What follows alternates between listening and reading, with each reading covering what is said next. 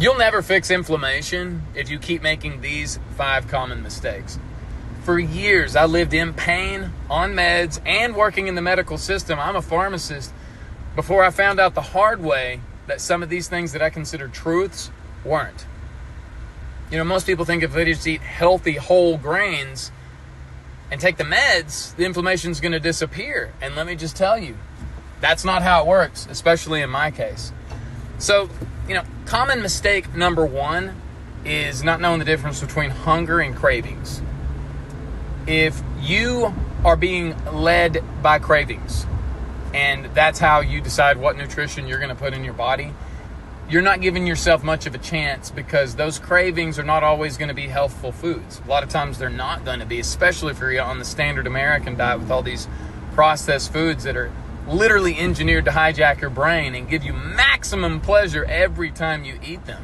Not only that, a lot of them are just basically considered empty calories. It's the reason why obesity has been on the rise for the past few decades, since more and more processed foods are coming into the market, because when you eat because your body's telling you to eat, and then, you know, you're satisfied for what, an hour or two? And then your body goes, listen, you ate, and we got some calories, but we did not get the nutrients, minerals, vitamins that I needed, so I need you to eat again. But usually when you go eat again, it's more of the problematic food. So, you know, that's the first common mistake. The second one, and this one was huge for me, was assuming that plants are always considered healthy. You know, I was told my whole life, eat your veggies, eat your green leafy vegetables, you know, eat your broccoli, do all this, get all your fiber, and you're going to thrive. And let me tell you, especially if you're someone that deals with chronic inflammation, usually if you have inflammation, and again, it took me a while to realize this, but if you have inflammation, there's usually a gut component. Your gut lining has become compromised, and when that happens, that's when the gate has been opened for inflammation, and things that maybe used to not inflame you or used to not be inflammatory or considered fuel for the inflammation now are. A lot of plants contain natural chemicals that if they can cross the lining of your gut, they can be problematic. Fiber itself, if you have an inflamed gut, can be irritating and can cause even more inflammation. And so plants are not always healthy. For most individuals, especially if you've got an intact gut that's otherwise healthy, they're probably fine. But for anyone dealing with chronic inflammation, definitely question this. The third common mistake is that medications are always healing. That's a common mistake. And let me tell you, I've been a pharmacist for more than 15 years, so I can tell you with certainty that the vast majority of medications on the market are not made to be healing or curative. They're made to manage disease, or they're made for symptom management. Symptom, not cause. And so that's a problem. If you take a medication and it helps with the symptom, but then you stop taking the medication and the symptom returns, it wasn't root causal. It only treated the symptom. Now, if there's such a thing that you could take where you only had to take it for a little while and then you stop taking it and it's gone, for instance, like an antibiotic with an infection, then you don't have to stay on that for the rest of your life, because it has gotten to the root cause and you can stop taking it. And so, unfortunately, you need to analyze, how long have you been taking the medication? Is it really getting to the root cause? If it's not getting to the root cause, I'm not saying to stop taking it, but I am saying to question, do I need to do something else to get to the root cause? The fourth most common mistake that people make is adding supplements before possibly removing triggers. This was huge for me when I was feeling I got very sick. I was labeled with multiple autoimmune chronic inflammatory conditions. I had symptoms head to toe. I was looking for answers everywhere, and a lot of times you'd hear about this super powerful supplement that if you take it, it'll help with so many different things, and I can't tell you how many dozens of those I tried before I considered removing stuff. And so before you start adding on a bunch of supplements, take the time to assess what you're already putting in your mouth, and that includes all the food you're eating, all the supplements you're already taking, and all the medications you're putting in your mouth, and just question, could they be problematic? Should I try to remove those would an elimination of those things be better than adding more to the plate? And then the fifth one is just trying to out-exercise a bad diet. Guys, it just cannot be done. Maybe when you're young, you can get away with it, but the older you get, especially if you end up with any sort of chronic inflammation again, it's virtually impossible to out-exercise a bad diet. Now, don't get me wrong. If you're someone that has a bad diet and you don't exercise, and then you go from a bad diet and you start exercising, yes, there's going to be an improvement. It is better than that.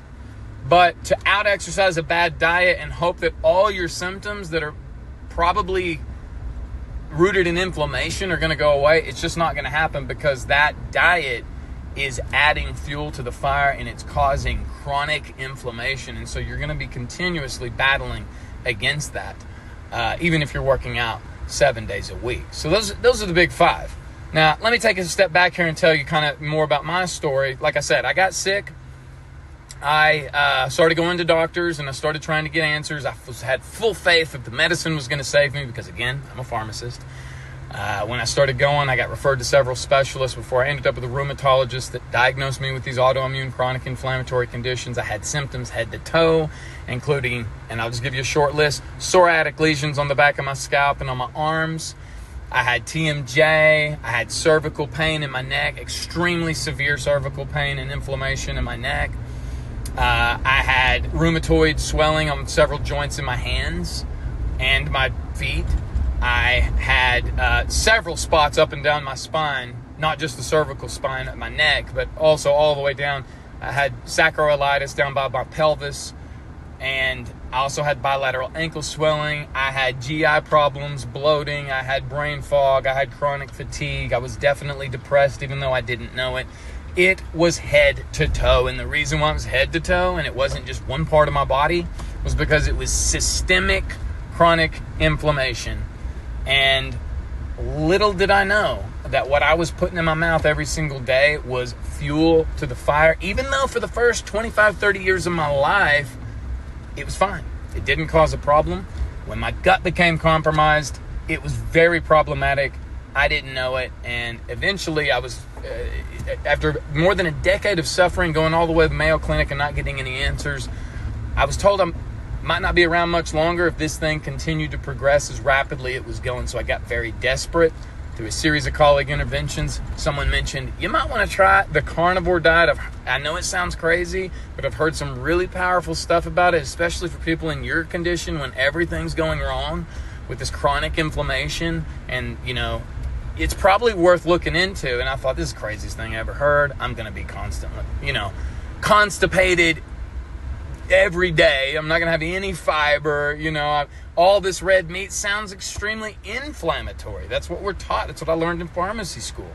All the saturated fats is going to clog up all my arteries. I'm going to have gout. I'm going to have all these issues. But I was also desperate. So I was like, you know what? I'm going to give it 30 days. So I decided to do it for 30 days. And I kid you not, right now, in less than 10 days, I felt the inflammation going down inside my body in a more powerful way than the dozens of medications that they had me on that were anti-inflammatory over those years. I couldn't believe it. I told my wife, I'm like, I don't think there's any way I'm stopping this diet after just 30 days, but let's see what happens. Maybe it's all going to go south here any day now. I continued to get better. Every single symptom I just told you started to go away, which means it was hitting the inflammation at the source, not just the symptom. That is huge. I cannot emphasize that enough. And so anyway, I continued on the diet for another 30 and another 30. And then I went 6 months, and then I went a year. And over the course of that year, every single symptom didn't just get better. It went completely away to the point where I didn't need a rheumatologist. I'm not on any medications, even a baby aspirin for inflammation. Okay? It's that powerful. So guys, if you know anybody, if you're in that boat, or if you know anybody that is in that boat and they need to hear this, share this with them. Please like and subscribe. If you have any questions or comments, put them in the comments section. I can't shut up about this thing. It literally saved my life, and I thought it was the craziest diet I'd ever heard of. I was blown away at it. So anyway, guys, I hope that you enjoyed this. Till next time, be good.